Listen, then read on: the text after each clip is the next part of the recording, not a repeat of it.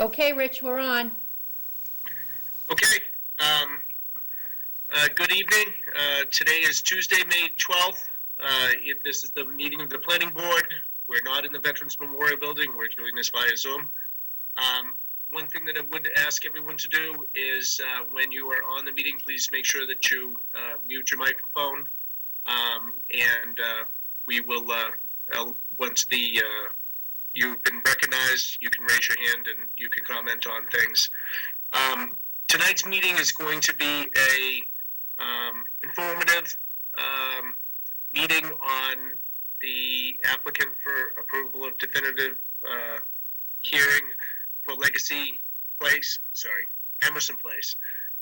This is a presentation, informational only, and what we would say to people is that we will be taking a few comments on this.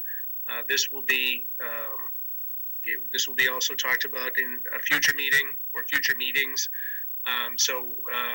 We will take only a few comments tonight on this. Anyhow, so now that it's 7:30, I'd like to have George read the application for approval of definitive plan public hearing continued for Emerson Place. George? Good evening.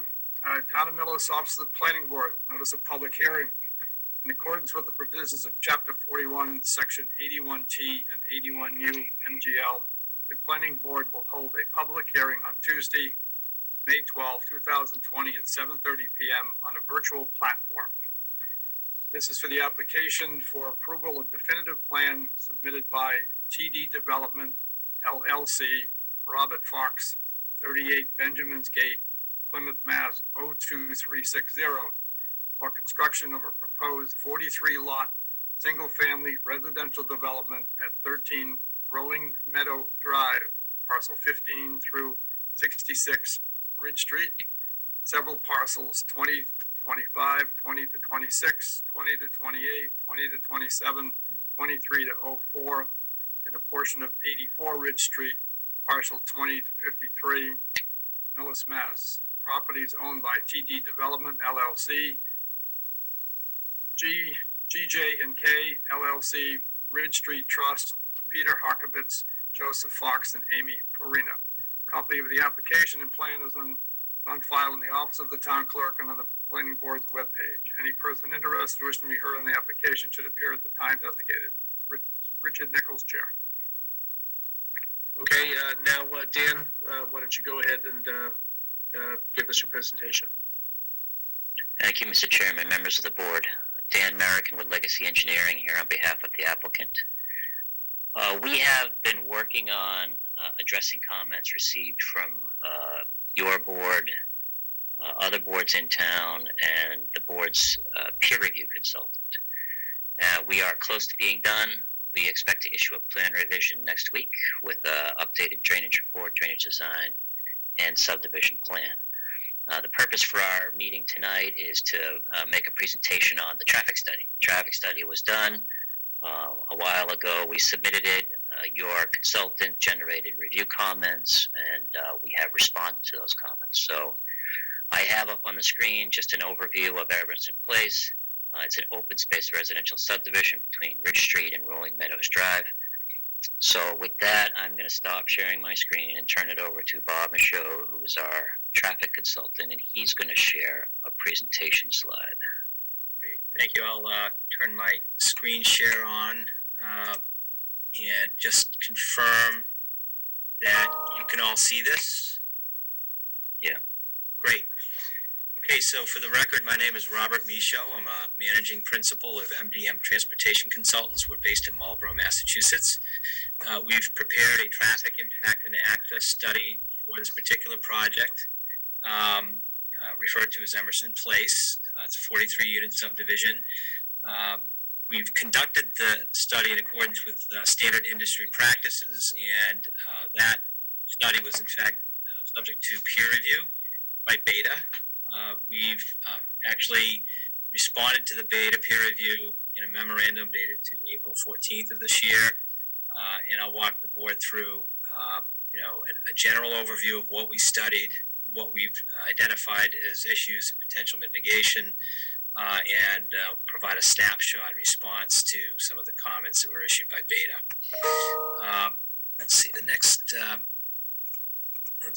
Okay, so the traffic impact and access study was done to an industry standard, and the nature of that was to actually go out and count and baseline the traffic conditions that exist in and around the site on various, what we would call gateway intersections. Those counts were actually done in October of 2019. That happened to be an above average month. As I'll get into details about this, the conclusions of the study indicate this is a modest traffic generating use. 43 homes will not present any material impact to the area intersections. While it does generate traffic, and that has been quantified, there's more than ample capacity to accommodate the particular project that we're talking about at Emerson Place. No safety countermeasures are warranted on area roadways as a function of a safety review that we've conducted that involved looking at Mass DOT crash data for study locations, as well as through peer review comment, consulting with the police department in Millis to make sure that we've tabulated all of those crashes correctly and that we haven't missed anything. The focus of the traffic impacts really are at the site access points. And we place a lot of emphasis on making sure that those access points meet applicable safety-based criteria for sight lines and geometry. I'll review that with the board. And finally, that has led to a series of recommended improvements that include not only the geometry of the driveways in conformance with standards, but also reasonable traffic controls, markings, pavement markings, signs, etc. The independent peer review, which was conducted by Beta, largely concurred with the methodology that we applied for this study. We've provided specific technical responses in our memo I referenced at April 14th.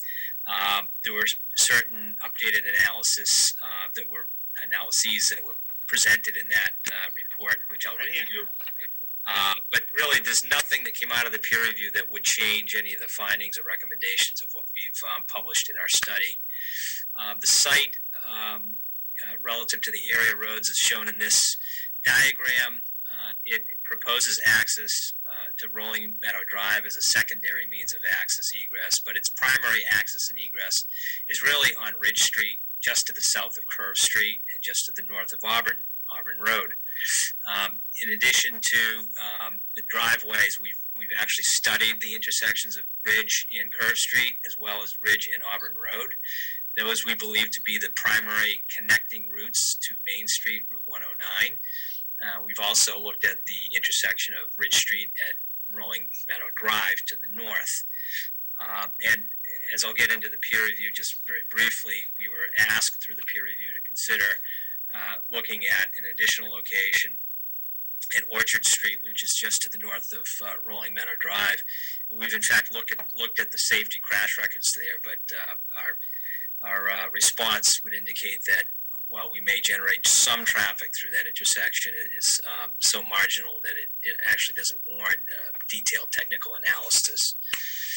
The site, Dan Merricken had walked through very briefly, is shown here in color. It shows the access points to Rolling Meadow to the north and the Ridge Street connection to the south. You'll see that the bulk of development, the higher density of development, is actually oriented to or from the Ridge Street driveway, which is one of the reasons we believe that it would be more convenient to get to or from this development in the area roadways using that particular access point. In October of 2019, we went out and actually conducted automatic traffic recorder counts on Ridge Street to understand not only volumetrically how much traffic is being generated and which direction it's being generated, what its peak hours are, which is indicated in this slide, but also the speed characteristics, which will inform how we need to design the driveway. On a daily basis, Ridge Street here is really not a high volume road. It's just over 1,000 cars a day.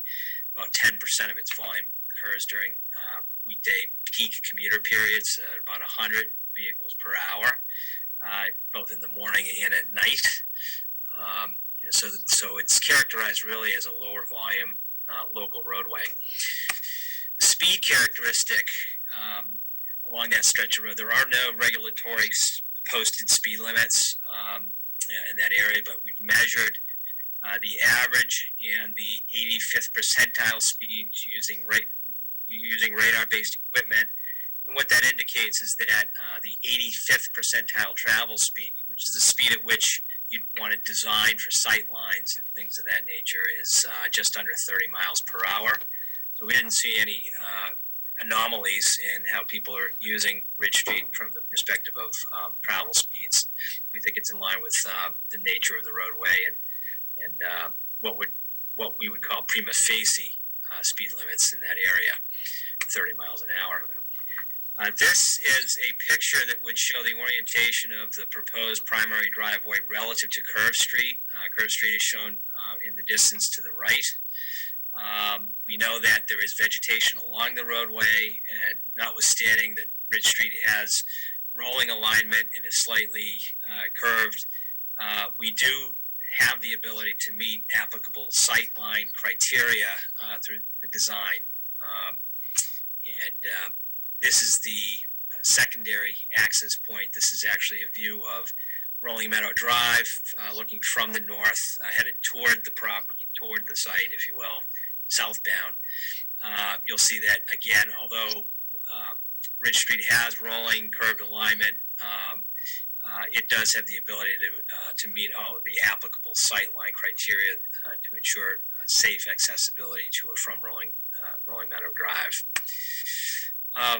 This is an exhibit that would show what's proposed for the primary driveway at Ridge Street. You can see its orientation relative to Curve Street on the right and Auburn Road to the left. What's shown here diagrammatically are the sight lines for a vehicle that's at a stopped position on the subdivision roadway approaching Ridge Street, and the visibility to vehicles approaching from either travel direction on Ridge Street. What this shows is that we're able to meet the applicable, at least the minimum standards for sight lines based on that 30 mile an hour measured travel speed.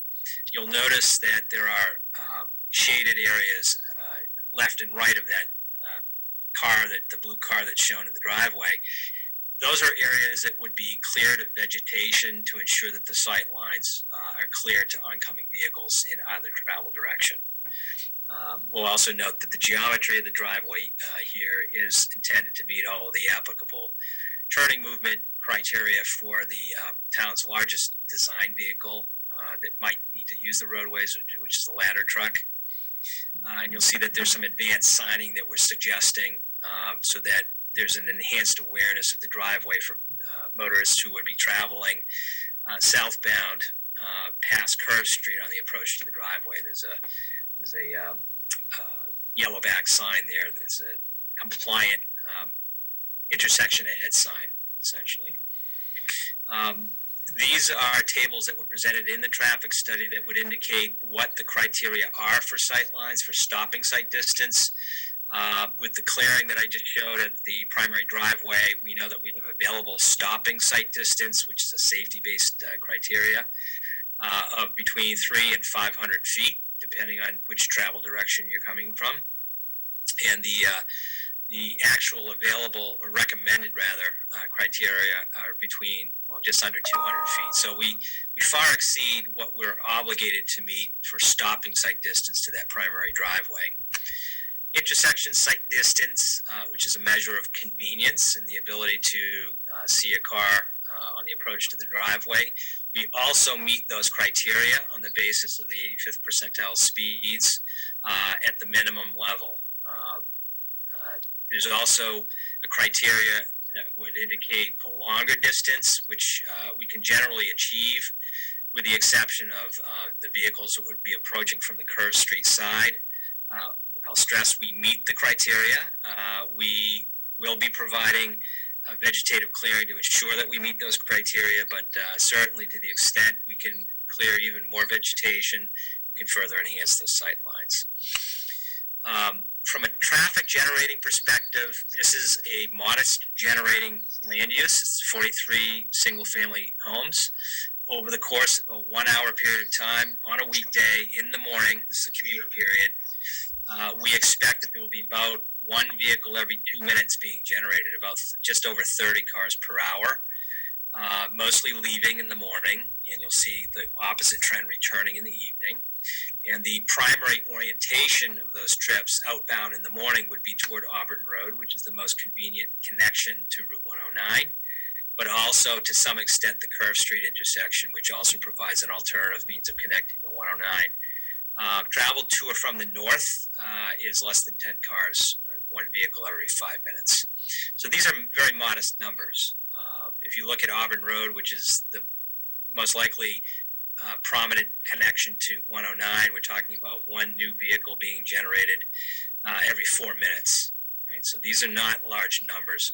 And you'll see for the individual turning movements that are shown in this diagram that the intersections themselves are not high volume intersections. These are intersections, if you look at Auburn Road, for instance, that generate about 1 car per minute on the approach to the intersection. Very modest volume. Same for the intersections to the north at Rolling Meadow Drive. The evening equivalent looks very similar, only in the reverse direction, where most people are heading back to the development from regional destinations, with Auburn Road again generating most of that activity, followed by Curve and potentially Ridge Street to the north, about 1 car every 5 minutes, or just over 10 cars per hour. So modest generating characteristics, all of which are easily accommodated based on the capacities that exist at these locations. So the focus of the recommendations really were not off-site improvements because, in our view, they're not justified or warranted. There's no safety deficiency that has been identified. There's no capacity deficiency that's been identified, and the project impacts are modest. So we focused on the driveways, the connections to the local roads themselves, and the report we've filed and that has been subject to peer review indicates, that those locations, the driveways, will be equipped with appropriate lane markings, stop bar markings, applicable stop signs, and in some cases, advanced intersection ahead warning placards, just to promote the understanding that there's an intersection ahead for safety reasons. The primary driveway is perpendicular to Ridge Street. It will incorporate a curved radii and a roadway width that will accommodate the town's largest responding vehicle. And the roadway grading and orientation will meet or exceed the recommended sight lines, which I reviewed earlier. Sightline triangles will be cleared of vegetation, as I had indicated, with the placement of appropriate advanced warning signs to reinforce driver awareness of those. And finally, there will be sidewalk connections to Rolling Meadow Drive to the existing system there, so that folks who are inclined to walk or access the development have the ability to use a sidewalk to get to the existing sidewalk systems along Rolling Meadow Drive. To the extent those sidewalks connect to one another, ADA compliant ramps will be provided to ensure that they're all ADA compliant. So that concludes our very brief overview of the study that we've conducted. I will point out that the peer review indicated roughly 7 or 8 comments. It was a very well conducted peer review, we think. It was thorough. There were no outcomes from that peer review that would result in any different result than we've just presented. They've asked us to validate crash data with the local police department. We've done that. They considered or requested that we consider whether it's worth looking at the intersection of Orchard and Ridge. We've actually addressed that. Not a high impact location. It's not a high crash location through our discussions with the police department. And we look forward to final response from Beta on our submitted material. With that, I'm glad to answer any specific questions that the board might have. I have a question. Yes, sir. Hi, I'm Mike Edmonds. I live at 191 Curve. And you said 30 cars? So 40% of the people buying the houses in this development don't work? No, 30 cars let- in the morning, so you have almost 50 houses. Yeah, 43. So 30 of those people are going to work, but 20 are staying home. Hey, No, Bob, let me hang on a explain. sec. Let me Bob, hang on a if- sec. Yeah. Hang on one sec. Mr. Chairman, do you want to determine whether the board asks questions first before? Yeah, they go to the that's, public? what we should do on this is, not that your question is unimportant, but, we were gonna let the board go first on this. So, we could, if we could, Robert, do you want to answer that one question on that? And then, like I said, we're not going to take any other questions until the board has a chance to go through first. Yes, yes, through the chair. The numbers that are being presented here in this example is AM peak hour. This is a 1 hour period of time. This is not intended to suggest that this is all the traffic that happens and then nothing happens at all outside of that hour. Right, but even the 30 cars added to the 100 that are there is a 30% increase. So how are you basing just only, I used to commute every day in the morning, and trust me, everybody leaves in the morning. You don't have 40% of your people staying home. So I'm just curious where you came up with the number 30. You're basically saying to 40% of your occupants who are in the new division, you guys stay home. We've only we only allotted 30. So where'd you come up with it? Through the chair, and this is always the subject of peer review to make sure that the methodologies that we've used are in fact consistent with good practices. We apply an industry trip rate to the land use that we're talking about, single-family homes, right? The Institute of Transportation Engineers, ITE, publishes trip rates for various land uses based on surveys that are conducted throughout the country, including Massachusetts. And So Idaho is included in this, and North Excuse Dakota. me, hello. We need to do, the way we do this is, it's not a back and forth. We will, unfortunately, you can't, let them speak. Everything should go through the chair. That's how we do it. That's how the meeting is to be run. So let's let him answer that question, and then we'll go from there. Thank you, Mr. Chair. I will simply say that we've applied an industry standard trip rate. This is done for every traffic study that's done in Massachusetts. It follows state protocols. It follows local protocols. It follows peer review protocols. Based on our vast experience with residential projects in Massachusetts, with known data points, the estimates that we're showing here based on 43 residential units is very consistent with what we see at actual operating subdivisions of this size and type. These are modest numbers. They're not meant to reflect what will happen over the entirety of the day. This happens to be a snapshot in time to indicate what the highest level of 1 hour impact will be from this development on the local roadway system. Our conclusion from that is that these numbers are very modest. They're not only consistent with known projects in the Commonwealth and industry standards, they show a very modest impact to what is a local low volume road.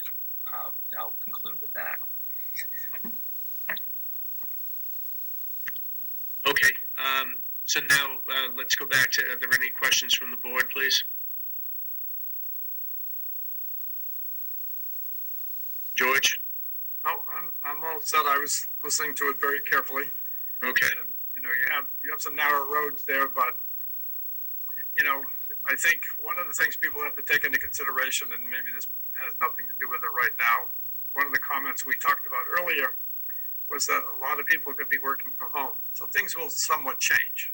And I, understand how this gentleman feels, and I understand his question, so we'll let him continue down the road. So that's all I have to say right this second. Chairman, Jim? Go ahead. just briefly, have we got the report for peer review yet, back yet? From Beta? Well, Beta generated the initial comments, And and then we provided a traffic response so far only Beta has not responded to our traffic response yet. Yeah, we haven't got anything yet on that. So right now, this was, that's why I said at the beginning, this is informational only, and once we get the report, we're going to read that, and then we will go through it again. That's good to, because people chimed in after, signed on after that.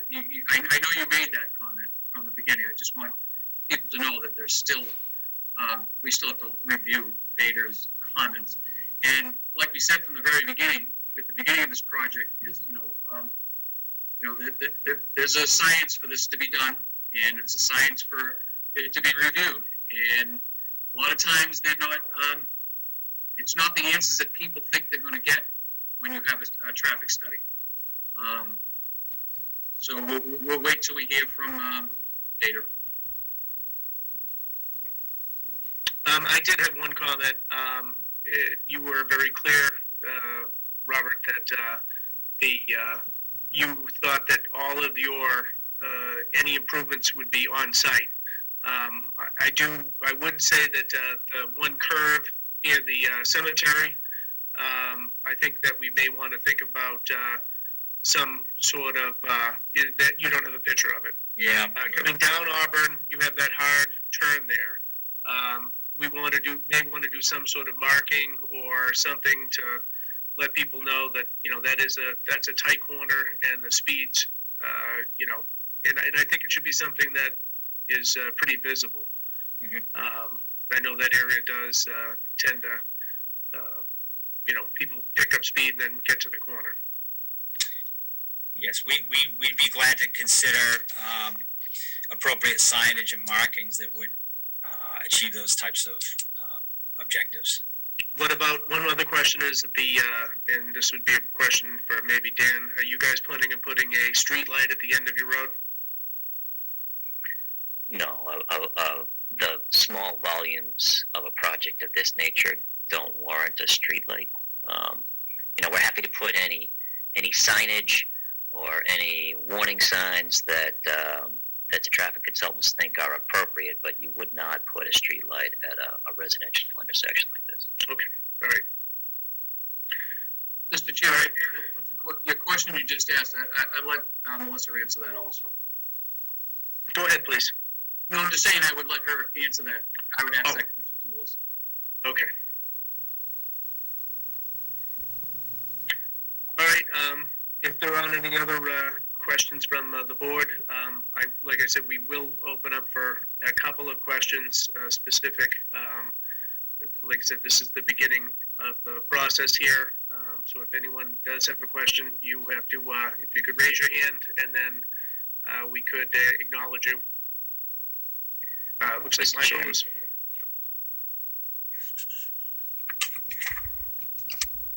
I see someone. Camille, did you see Michael? Can you hear me? Oh, we can hear you now. Yep, go ahead. Perfect. How did you get across the wetlands that are there? Are you building a bridge? The wetlands of the creek that runs across the entranceway there, right at the intersection? Well, this is not a review of the site development. What we're doing right now is a review of the traffic study. So Right. that will Well, be I need a bridge to get over. I understand that. And So what we said on this, if this was a normal meeting, this is not in the parameters of what we're discussing right now. All right, that will be further down the road. It's a good question. But right now we're talking about traffic study. are they planning on putting sidewalks on Curve Street for the 30% increase in the mornings, or no? He said there was no off-site improvements that they had put in other than some signage. Right.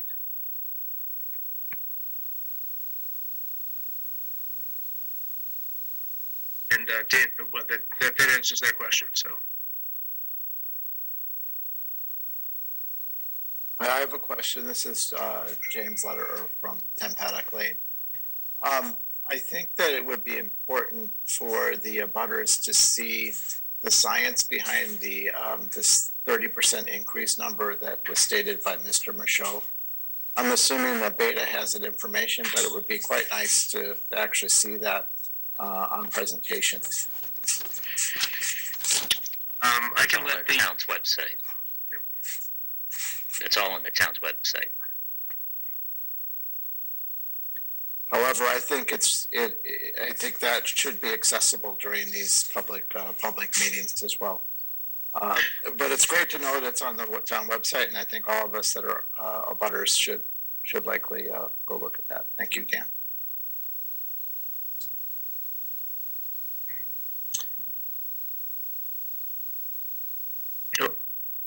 Michael? Yes. Also, on that blind curve where you're going down at the end of Ridge there that you spoke of, where additional signage was needed, that's pretty much a 90-degree turn, with one entrance going into the graveyard and one entrance going down Auburn. So, are they going to widen that at all with the increase in traffic that's going to be coming in, or is that just going to stay the way it is and we're going to put up a sign? There's no proposal to, through the chair, there's no proposal to widen out the public ways here. We don't believe that it's warranted. In fact, in many cases, communities like to have narrower roads. It tends to meter travel speeds. It tends to calm traffic. In the context of how much traffic is currently using Ridge Street or Curve or Auburn Road, there's no real justification to widen the roads, certainly not for capacity reasons. Widening tends to encourage higher speeds. We don't want to do that. So really, there's no reason to have to widen the roads here. But we do suggest, and this is documented in our study and concurred by the peer reviewer, that appropriate signage at certain locations will be important here, just to elevate the visibility of the intersection. And as the chair had mentioned, or one of the board members, certainly there may be other areas of Ridge Street on curves that could justify similar signage just to enhance safety. Certainly those are reasonable suggestions and comments that we'll consider. And just to follow up, Michael, and everyone else there, Beta works for the town and the citizens. So they go through and they review every project.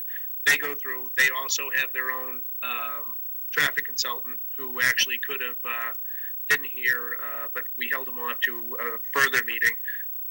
So when, the development's consultant says, we're using a nationally known study, our engineer confirms that. And so, what they're saying is, like Robert said, it's nationally approved, and that's what they do in the state. So this isn't like they're making it up. Are they going to have to move that telephone pole to maintain line of sight? That I can't answer. I think, and that's a little too, at this point in time, a little more granular than we want to get down to. So okay. I will, through the chair, I will say that we will meet the applicable standards, and we will not have to move utility poles for sightline reasons. And that was all subject to peer review as well. All right. If there's anyone else that has any other questions. I have a question. Nope. There's a couple of comments that need to be read from the chat. Okay, hold on. All right, wait a minute. Let's see here. Let's see. I can read the chat. Sorry. Thanks, Jim. This is my first Zoom meeting running it. From James Lederer to everyone. Can Mr. Michaud provide the document that he quotes? It needs to be submitted for review. That already has been. That was on the town website. I'm pretty sure that Dan had said that. From Loring Barnes to everyone.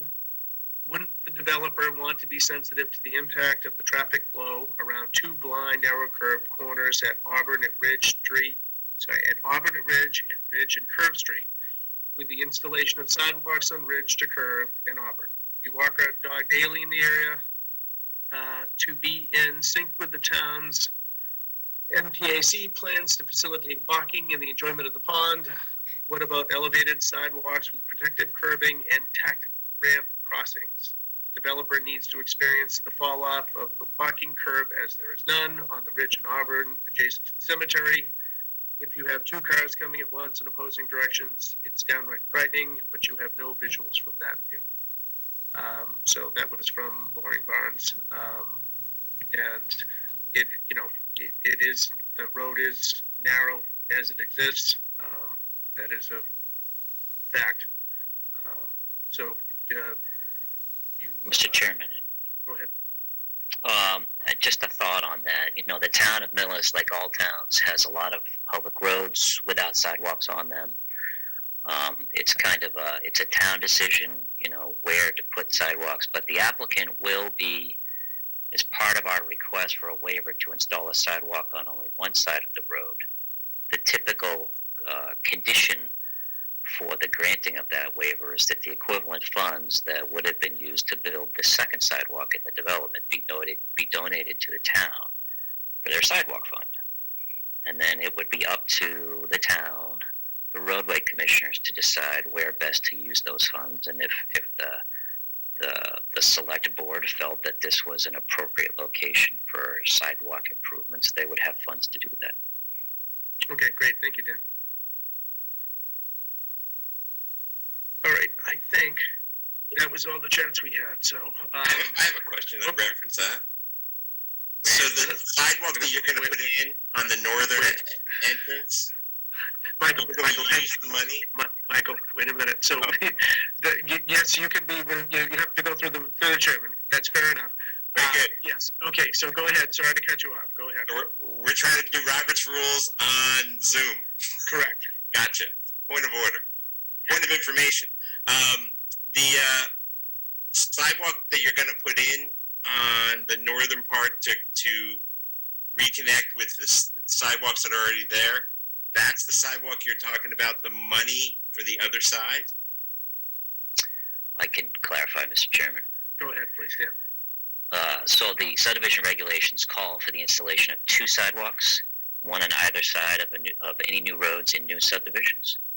The board has historically been of the view that it's unnecessary to have two sidewalks in a subdivision. So the applicant requests a waiver so that they only have to install one sidewalk in the subdivision. So we would have one sidewalk that would start at Rolling Meadow. It would tie into the existing Rolling Meadow sidewalk system with a crosswalk and ADA compliant accessible ramps. And it would extend all the way through our development on every one of our roads, and it would terminate at Ridge Street. The board usually requires that the equivalent cost of the installation of the second sidewalk that the applicant is asking not to be built be given to the town as money for the town to use in their sidewalk fund. And the town can then use those funds wherever they want in the town. Right, and let me weigh in on that. Is the reason that we do that is we do allow only one sidewalk is to minimize impervious surfaces.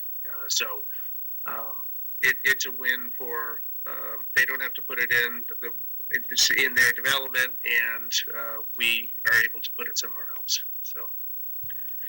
All right, there was one last question that came up on chat, was the next step for the abutters.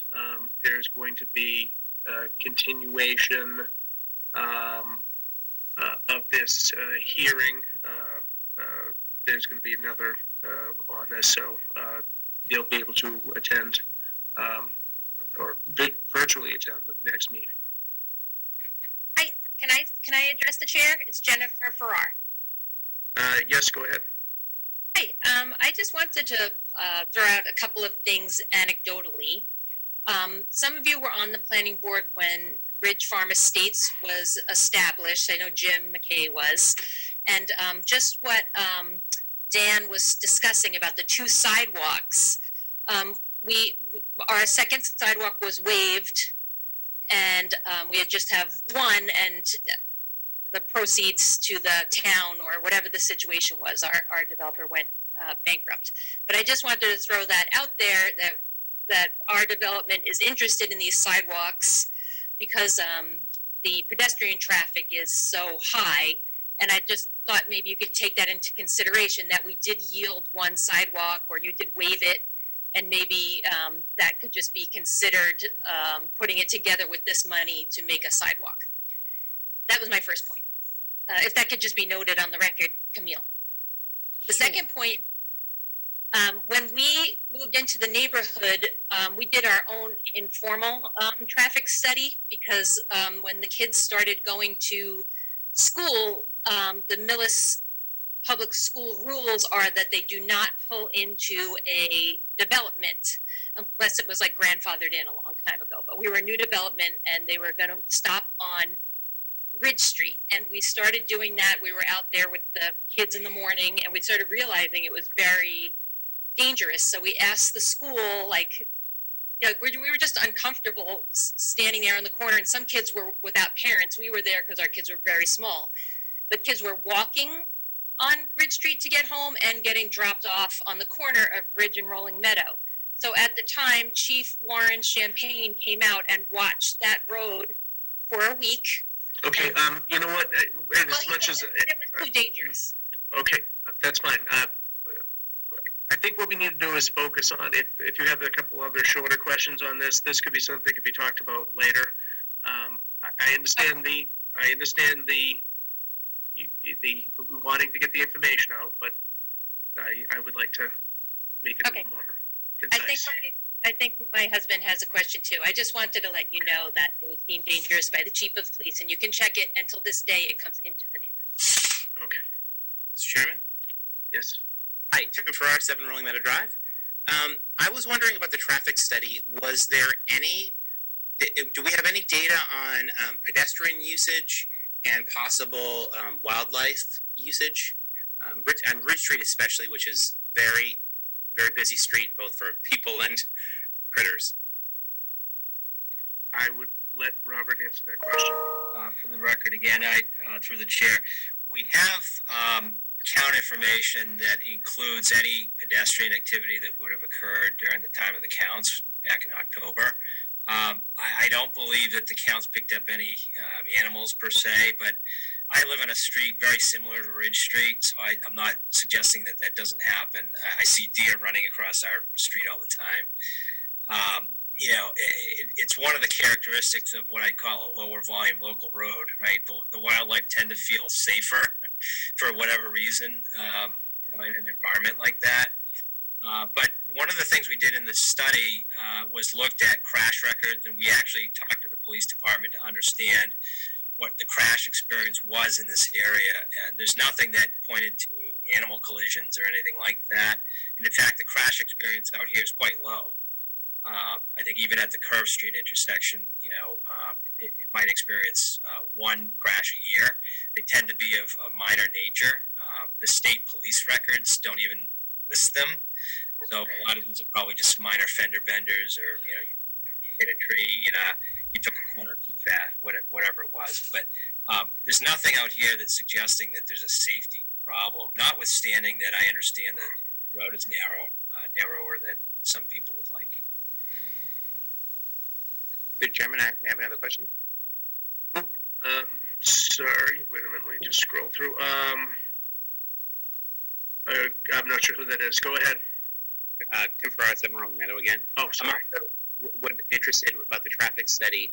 Is there any data that correlates the thankfully mild increase in traffic to wear and tear on the road? Ridge Street is sort of an island road, and the roads around are notoriously in rough shape. Do we know if this added traffic will have a significant impact on the quality of the roads and how often we need to repair them?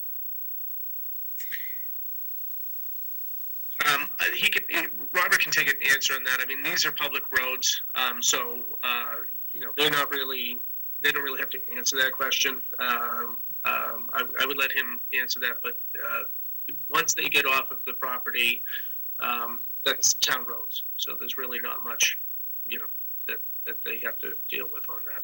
Right. I will point out through the chair again that pavement deterioration is really a function of vehicle size and volume. And for a residential project like this, where most vehicles are going to be passenger vehicles of modest volume, we don't anticipate that it's going to have a really marked impact to the deterioration of roads. If this were a commercial property, that might be a different story. But we don't believe that the development is any different than the homes that currently use Ridge, and there are normal maintenance items that fall within the purview of the town, whether it's Ridge Street or any other street in town that will require repair from time to time. But this project is not expected to make things worse. Okay, I think our next thing is that we're going to, this isn't a public hearing, so we're going to move on to our next thing. Camille, I don't have to close this, correct? You have to set another meeting date and continue the public hearing to a date and time. Okay. What's our next meeting? That was on the agenda to discuss. You have to decide when you want to hold your next meeting, if you're holding it in the end of May or June. It's up to you. Okay. Did the applicant want to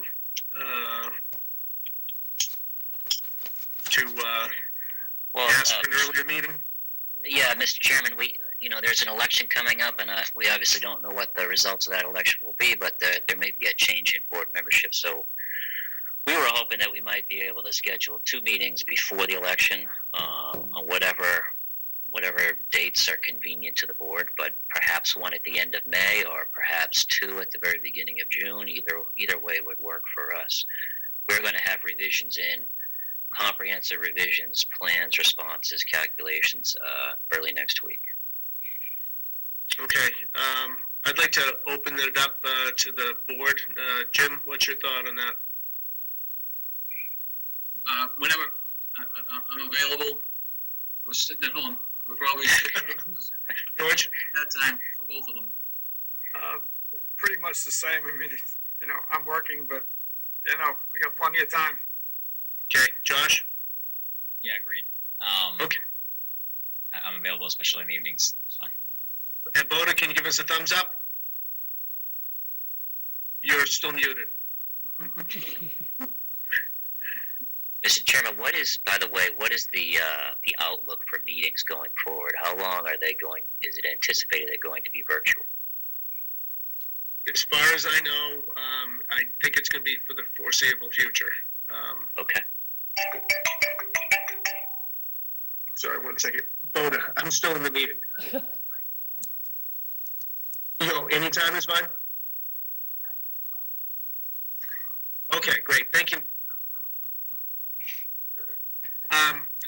So, Mr. Chairman, we could, if the board's amenable, we could look at Tuesday the 26th or Tuesday the 2nd for your next meeting.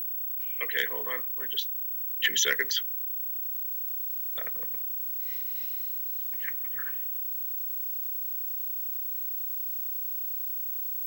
Okay, the 26th May. 26th is fine with me. So let's we'll have another meeting on May 26th. Camille, what time? You can schedule this for 7:30 if somebody wants to make a motion to continue to May 26th at 7:30. Okay. All right, the motion's been made. All in favor to continue to the 26th? Aye. Aye. Aye. Boda, aye? Yep. And I also say aye. Okay, great. Thank you very much for your time. Thank you. Great, thank you, Dan. Thank you, Robert. Thank you. Good night. Okay. And next on our agenda is we have a Form A application, approval not required, from Paul DeSimone, Colonial Engineering, for 29 Forest Road. George, if you could read that for us. I'll find it. Hold on a It's second. not a public hearing. You just have to look at the plan and vote to endorse it. Oh, okay. Right. I'm glad we have her.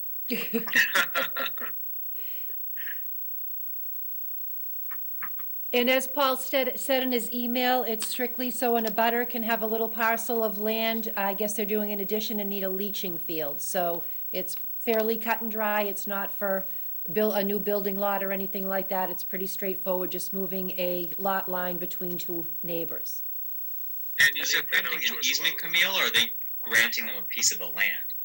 I think they're purchasing, 27, I think, is purchasing a little parcel of land from 29 Forest Road, just in the back of the property, as you could see on the plan. It's just kind of going over a few feet. And according to Paul DeSimone, it meets all zoning. It's just something that's required for them to have a leaching field put in, I guess. Fine. Okay. All right, I make a motion that we approve the Form A application for 29 Forest Road for Lawrence Master Perry. Seconded. All right, the motion's been made and seconded. All in favor? Aye. Aye. Aye. Aye. Aye. And voters are saying aye also. Very good. Okay. Thank you all. Okay. And then the only other item is to approve the minutes from April 7th. All right, I read the minutes and they were fabulous as always. Of course, they were about 4 sentences long. Very brief. I make a motion that we approve the minutes of April 7th, 2020. Second. All right, the motion's been made and seconded. All in favor? Aye. All right, all great, thank you. All right, and our next meeting, which we already scheduled, would be on the 26th of May. And Camille, do we have to go into June? If you would like to set another date, that's fine, that would be fine. It makes it a little bit easier.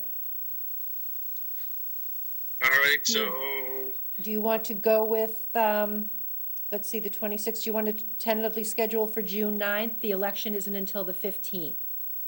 sure, So June 9th? that sounds fine.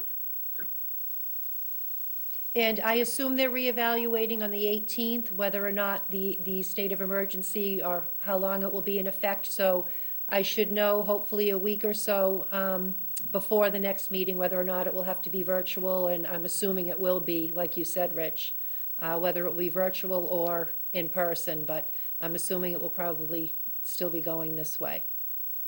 Right. And like I said earlier on the, to all the people who were watching earlier, it's, we do want to get all your comments. It'll be just like the regular meetings. We just have to format it a little differently, just because it's not as streamlined as regular meetings going through the Zoom. So everyone, we do want to hear you all. It just, it may be in a slightly different form. It went fine. You did a good job. Yep, and if you'd like, I can also, do you want me to put together the traffic reviews, the comment letters? Because the traffic report is on the planning board's webpage. Do you want me to upload the comment letters? Sure. Put Okay. them on. All right. All right. That being said, I make a motion to adjourn. Second. All right. Motion has been made and seconded. All in favor? Aye. Aye. Aye. All right. Great. Thank you, everybody. Good night, everyone. Good night. Thank you. All right. Thank you. All right. Bye, Boda. Bye, Bo.